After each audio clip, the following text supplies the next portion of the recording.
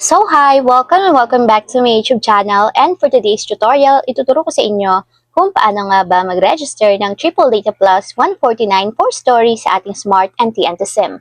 But first, kindly subscribe to my channel and don't forget to hit the subscribe button and the bell to notify you for my new updates. And if you want to learn more, just keep on watching and let's start. So ayan guys, for today's video mula sa ating mobile phone, pumunta lang tayo sa dial ng ating device. And dito guys, idadial lang natin is asterisk 123, number sign or hashtag, and then call. And after yun guys, dito piliin lang natin yung number 5, which is yung giga/araw-araw data. So type natin yung number 5 and then send.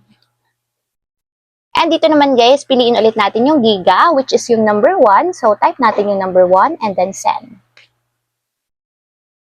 And dito naman guys, piliin na natin yung Triple Data Plus. So i-type lang natin yung number 3 and then tap send. So ayan guys, piliin naman natin dito yung stories, which is yung number 2. Type natin yung number 2 and then send. And lastly guys, piliin natin dito yung number 2, which is yung 8 GB na data for 7 days for only 149 pesos. So type number 2 and then send. And ayan guys, kapag nag-register tayo ng Triple Data Plus 149 for stories, makakakuha tayo ng 15 GB. So 8 GB na data plus 1 GB na data para naman sa stories, araw-araw yon. So total of 7 GB. And bukod pa dun guys, meron pa siyang only calls and text for 7 days. So napakasulit na yon kasi 149 lang siya guys. So para naman ma-subscribe and ma-register, type natin yung number 1 and then tap send.